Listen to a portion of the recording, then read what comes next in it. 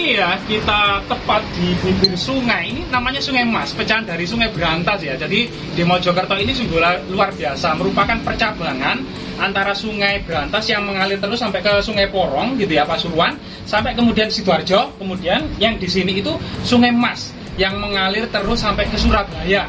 Luar biasa Surabaya ini. Sungainya Sungai Emas, tanjungnya Tanjung Perak. Wah, kaya sekali Surabaya ya Bang Amar. Iya Bang Amar. Di sini Sungai Emas ini yang juga berada di utara dari Dusun Pelabuhan, Desa Canggu ya. Sangat erat kaitannya sebuah situs pelabuhan yang sangat besar, terutama dibangun pada masa Singosari atau sebelum Majapahit dan terus berlanjut pada masa Majapahit dan ditetapkan dengan status Sima Perdikan, bebas pajak, bebas pungutan, bebas cukai. Seluruh pelabuhan di sepanjang Sungai Berantas, Sungai Emas, dan Sungai Bengawan Solo termasuk di daerah-daerah pesisir utara Jawa oleh Raja Hayam Wuruk tahun 1358 Masehi. Nah, ini luar biasa sekali Bang Amar ya, sebagai seorang raja itu yang sangat peduli dengan kemakmuran dan perekonomian di tengah-tengah masyarakat Majapahit dan seluruh Pulau Jawa tentunya. Iya. Berarti di balik ini kan sekarang udah banyak semak belukar, mungkin pohon-pohonan yang sangat lebat itu kan. Tapi dahulunya ini adalah dulu sebuah situs bersejarah ya, Mas Eka ya. Ada sebuah pelabuhan besar gitu lah ya. Iya, jadi dulu di Sungai Emas ini ya, dari Surabaya ini kapal-kapal dagang, kapal-kapal dagang ini dari seluruh Nusantara itu berkumpul di Canggu, melewati sungai ini berlayar, termasuk pasukan Mongol di bawah pimpinan Ike Mise, Gausing dan Sipi tahun 1293 gitu ya. Ini juga dari kapal-kapal besar yang bersandar di Surabaya dan di Tuban. Ini kemudian dilanjutkan dengan kapal-kapal kecil menyusuri Sungai Emas ini terus sampai ke Sungai Berantas, sampai tepat itu di dekat kota Daha Kediri, sebelum kemudian mengepung kota Daha Kediri gitu ya selama sehari semalam. Kemudian Raja Jayakantwang setelah itu menyerah. Nah, di sini potensi ini sehingga kemudian melihat potensi yang besar ini gitu ya, Raja Wisnuwardana dari Singosari ini benar-benar membangun pelabuhan yang sangat besar untuk termasuk menjamin keamanan dari para perampok dan bajak laut di situ. Jadi fungsi kerajaan, terutama kerajaan Majapahit, untuk melindungi Nusantara ini ya. Di Nusantara itu negeri yang terpisah dari pulau-pulaunya banyak gitu ya. Ada Sriwijaya di di barat, ada Bali, ada Makassar, ada Maluku, ada Brunei, ada Pahang gitu ya, ada Malaka. Di sini bagaimana kemudian menjaga keamanannya? Tentu persatuan gitu ya. Jadi sebagian besar Majapahit itu menjajah daerah-daerah, padahal potensi penaklukan negara-negara asing seperti Thailand gitu ya. Tahu Thailand itu sudah merebut tanah genting Krak dan Semenanjung Malaya itu dari tangan Sriwijaya loh. Begitu juga kemudian Cina ya, atau kemudian waktu itu dinamakan negeri orang-orang Tatar itu, orang-orang Tatar itu benar-benar mengirimkan pasukan 20.000 bersenjata berat untuk kemudian menghukum Jawa, karena waktu itu Jawa dianggap sebagai pelindung dan penguasa Nusantara tentunya.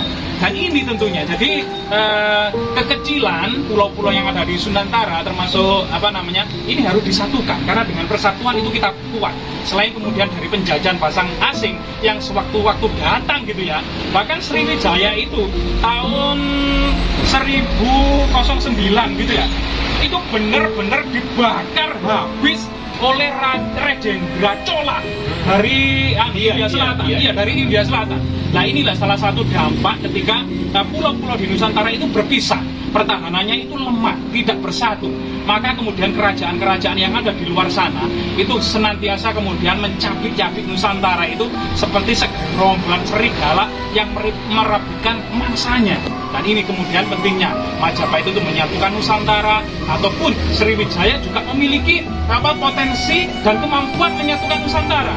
Jadi pada faktanya memang Nusantara itu terkadang disatukan oleh Sriwijaya, disatukan oleh Sailendra dari Jawa kadang, hingga Nusantara itu kadang diperintah dari Sumatera, kadang diperintah dari Jawa. Tapi itu bukan menjajah, tapi menyatukan. Karena dampak positifnya itu sangat besar ketika bangsa ini bersatu ya. Karena merupakan sebuah bangsa yang terpisah dari pulau-pulau kecil yang sewaktu-waktu itu datang musuh dari luar yang sangat besar. Nah ini pentingnya persatuan Bang Amar. Jadi begitu ya. Di balik sungai yang mungkin sekarang katanya kecil ya, dahulu ini adalah sebuah pelabuhan besar ya, era Majapahit itu. Jadi kerajaan-kerajaan dulu tuh sangat mantap sekali gitu ya Mas Ega ya. Jadi memang kerajaan-kerajaan dahulu memang memanfaatkan betul potensi Nusantara sebagai yang 60% itu wilayah perairan ya. Selat-selat yang merupakan termasuk Selat Malaka itu merupakan seluruh menghubungkan antara Cina gitu, Jepang dan Asia Tenggara dengan dunia luar ya, dengan Cina, India, dengan Arab, Eropa, Persia dan lain sebagainya itu. Sehingga kemudian di Selat Malaka ini harus dipertahankan yang saat ini memang dikuasai oleh 3 negara ya. Yaitu Singapura, Malaysia, dan Indonesia. Kalau menurut geografisnya kan Indonesia kan petanya itu kan terpisahkan oleh perairan. Tapi sejatinya dengan adanya perairan yang sangat luas itu sebenarnya bukan sebagai pemisah, tapi pemersatu ya Mas Ega, kira-kira begitu ya. Karena kan kerajaan-kerajaan dulu kan terkenal dengan maritimnya ya, gitu Mas Ega. Ya. Iya betul. Jadi Angkatan Laut Sriwijaya tentunya, Angkatan Laut Majapahit tentunya, ini menjadi tulang punggung Nusantara. Ini menjadi salah satu potensi kekuatan Nusantara dilihat dari angkatan lautnya itu. Nah, serta mengamankan memang pusat perdagangan rempah-rempah di Maluku serta pusat perdagangan di Malaka. Nah ini, barang siapa yang menguasai Maluku, barang siapa yang menguasai Selat Malaka, tentu akan menguasai perekonomian seluruh hampir kemudian sepertiga dunia ini, kan gitu. Bahkan ada pujangga yang mengatakan, barang siapa yang menguasai rempah-rempah, apa sih rempah-rempah itu ya? Nah itu, saat ini cengkeh, lada, merica, kan gitu. Nah itu, nah sekarang itu ada apa? Ada guyonannya Bang Amar. Ya, barang siapa yang menguasai America, akan menguasai dunia. Nah gitu. Nah ini adalah slogan-slogan terbaru ya. Barang siapa yang dapat menguasai America, akan menguasai dunia. Sehingga kemudian slogan rempah-rempah ini masih apa ya?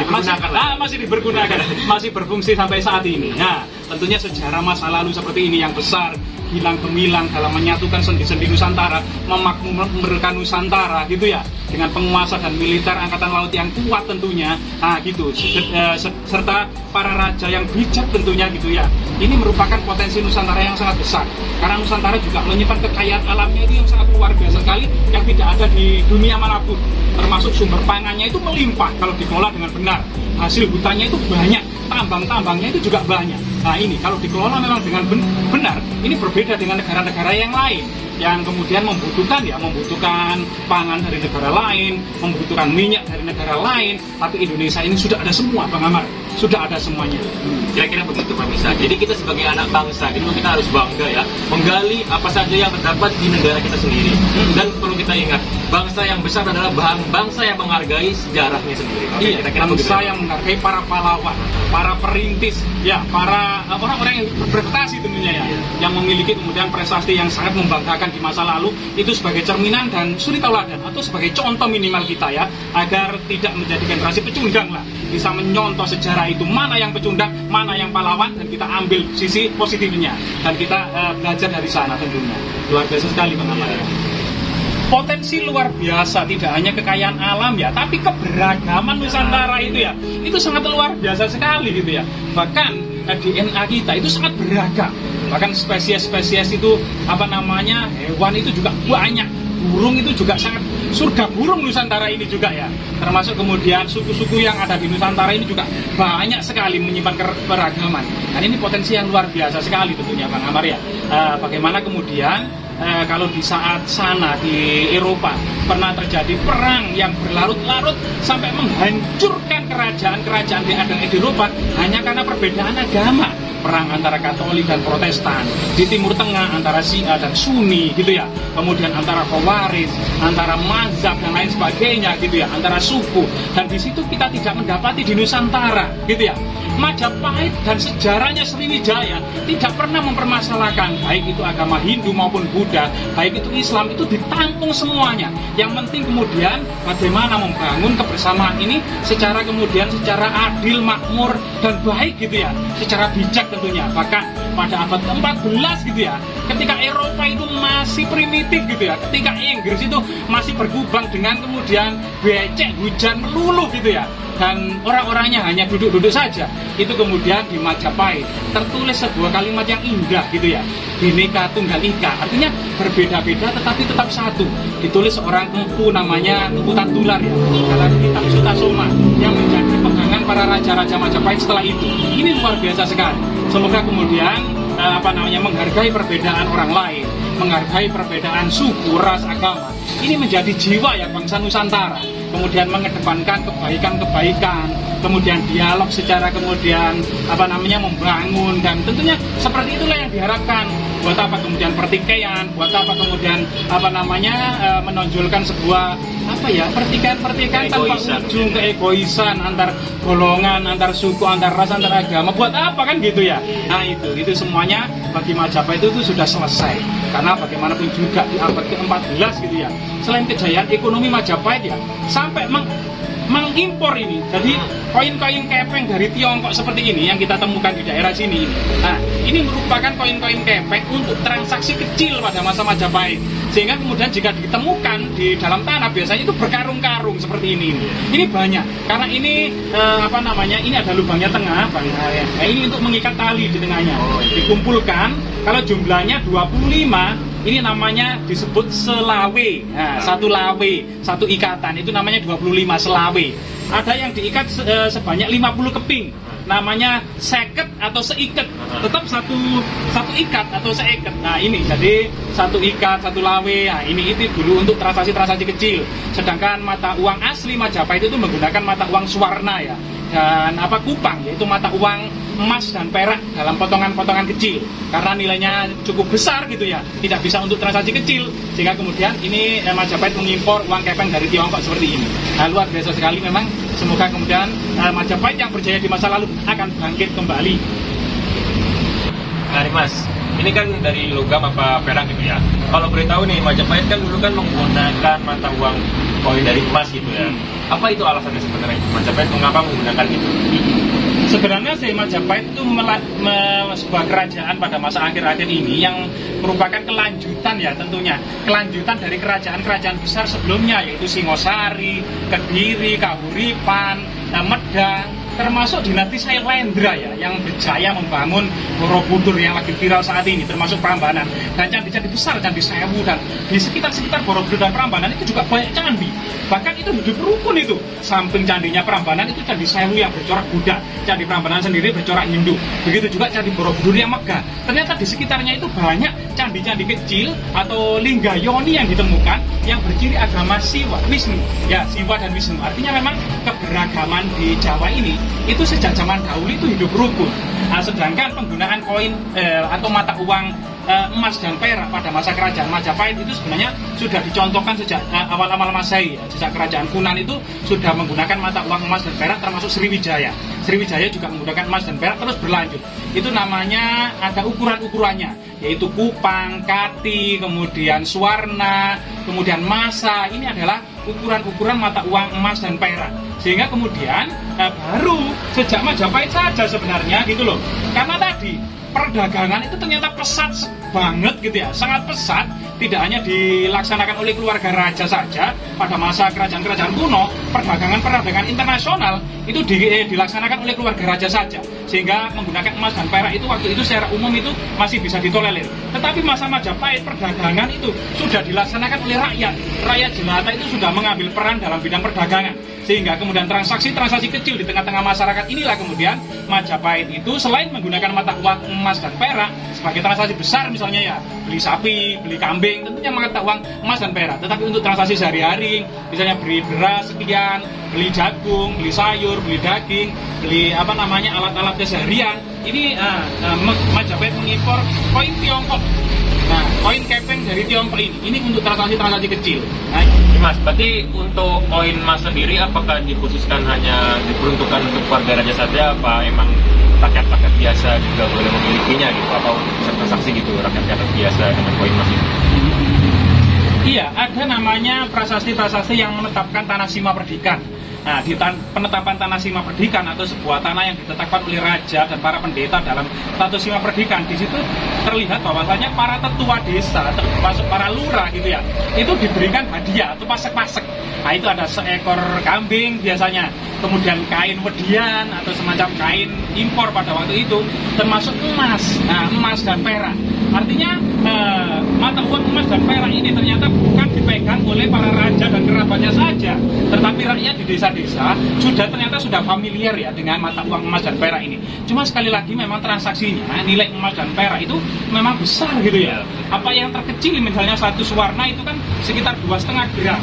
Kalau saat ini 1 gram saja 500.000 gitu ya. 2,5 gram itu sudah sekitar 1.200.000 lebih ya kan itu ya. Itu sudah dapat 1 ekor kambing, 1 koin emas gitu ya. Itu dapat ekor kambing. Disitulah kemudian memang dalam faktanya memang kebanyakan rakyat kecil itu masih mengenal barter, yaitu sistem pertukaran barang dengan barang. Misalnya garam ditukar dengan beras, jagung ditukar dengan kemudian kesemek, atau kemudian misalnya ya. Jadi di rakyat jelata ini masih banyak sistem barter yang kita dapati di desa-desa gitu ya. Jadi sistem barter itu sejak awal masa prasejarah terus berlangsung pada masa kerajaan-kerajaan. Misalnya di desa-desa itu masih mengenal sistem barter, misalnya nongko ya. Nangka, 1 butir nangka itu kemudian ditukar dengan 1 ekor ayam yang agak kecil gitu ya. Kemudian bebek ditukar dengan beras, garam ditukar dengan gula aren waktu itu ya ditukar dengan toa ditukar dengan kemudian terasi kan gitu. Produktif terasi di sebelah sana di Gresik itu juga cukup banyak. Jadi kemudian di prasasti Karangbogem itu juga kemudian ada prasasti yang menetapkan di situ ada pati tambak termasuk produksi hacan atau produksi terasi. Jadi produksi terasi ini ternyata juga berkembang sekali di Majapahit. Bahkan di Jawa Barat itu ada muncul sebuah daerah yang sangat erat kaitannya dengan terasi. Namanya Cirebon. Nah, Cirebon itu dahulunya juga nama pusat penghasil terasi gitu ya.